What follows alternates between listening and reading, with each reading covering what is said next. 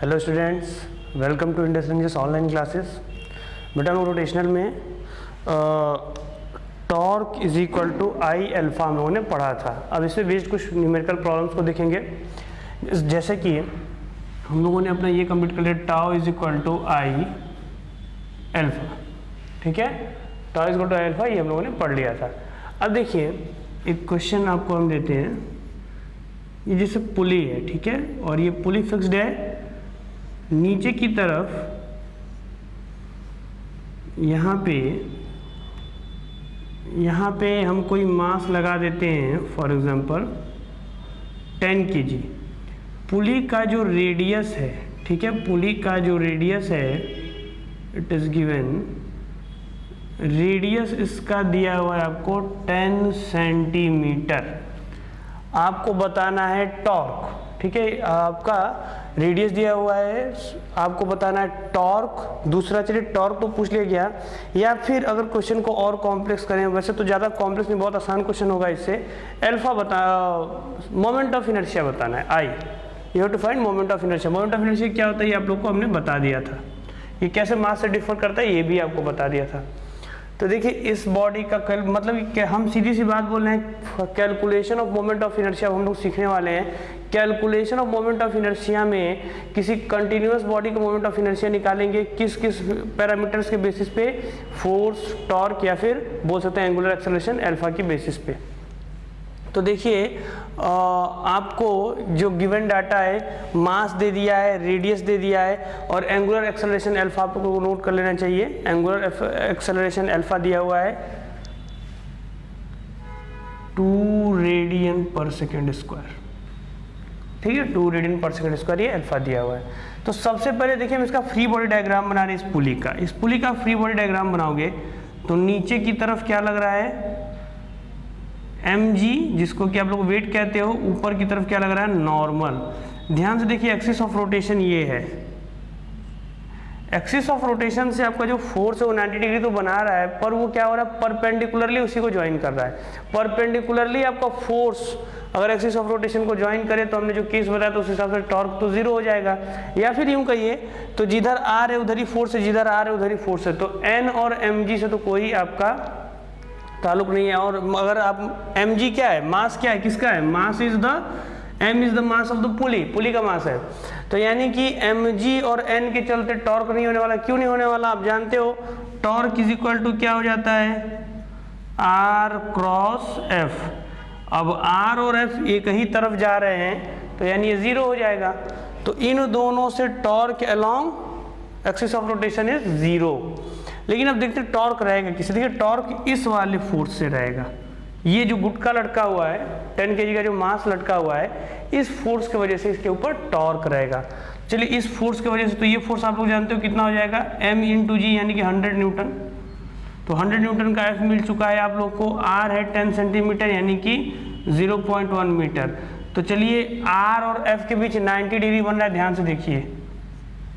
तो यहाँ पे जो टॉर्क होगा वो हो जाएगा आपका R क्रॉस F, यानी कि 0.1 इंटू F हो जाएगा 100, और आपका साइन 90 होता है 1। तो ये देखिए आपका आ जाएगा 10, ठीक है, न्यूटन मीटर।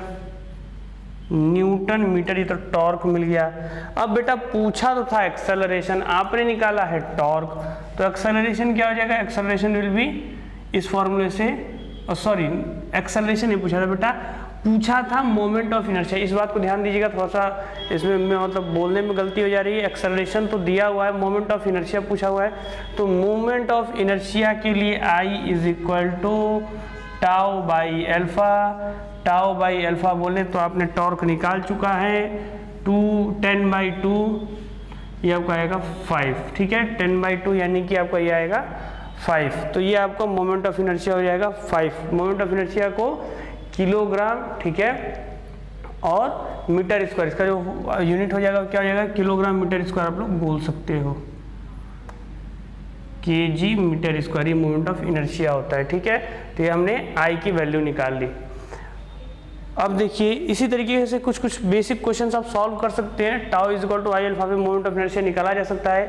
कंटिन्यूअस बॉडीज का और भी मोमेंट ऑफ इनर्शिया निकालने का तरीका होता है, वो हम लोग आगे सीखेंगे। पहले अभी हम लोग को एंगुलर मोमेंटम तक तो अभी थ्योरीज कुछ जाननी पड़ेंगी।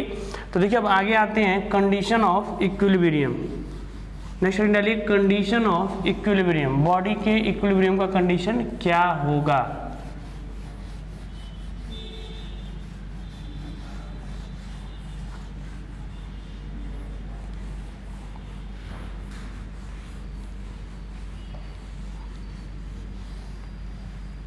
बॉडी के इक्विलिब्रियम का कंडीशन क्या होगा, अब उसकी बात करते हैं।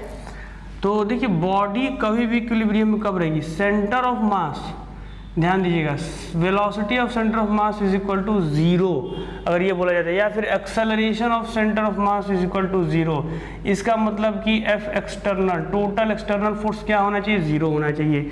यानी हम ये बोलें कि अगर कोई बॉडी इनर्शियल फ्रेम में क्या है, अगर कोई बॉडी इनर्शियल फ्रेम में इक्विलिब्रियम में है, तो इसका मतलब कि एक्सटर्नल फोर्सेस का जो सम होगा वो 0 होना चाहिए। अब उसके ये ट्रांसलेशनल इक्विलिब्रियम की बात बोले, ठीक है, ट्रांसलेशनल इक्विलिब्रियम की बात बोले। अब रोटेशनल इक्विलिब्रियम का मतलब क्या हो जाएगा, रोटेशनल इक्विलिब्रियम का मतलब सिमिलरली ऐसा होता है कि टॉर्क की वैल्यू 0 होना ही चाहिए अबाउट एनी लाइन, किसी भी लाइन के अलोंग टॉर्क का वैल्यू अगर 0 है तो ही बॉडी रोटेशनल इक्विलिब्रियम में होगी। यानी कि अगर हम बोले कोई बॉडी इक्विलिब्रियम में है तो इसका मतलब ये हुआ कि उसको ट्रांसलेशनल इक्विलिब्रियम और रोटेशनल इक्विलिब्रियम दोनों में होना चाहिए।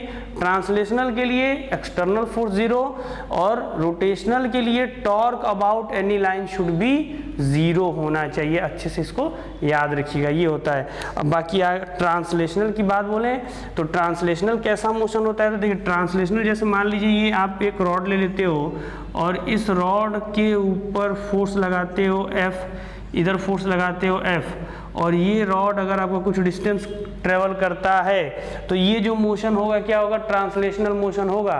ट्रांसलेशनल मोशन में बॉडी का हर एक पॉइंट मूव करता है, सीधी सी बात ये समझ जाओ। और रोटेशनल मोशन में क्या होता है, सेंटर ऑफ मास मूव नहीं कर रहा था, ये भी हम लोग देखे थे।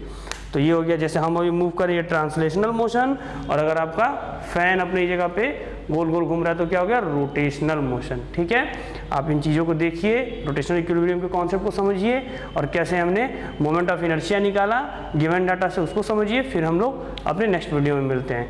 Thank you.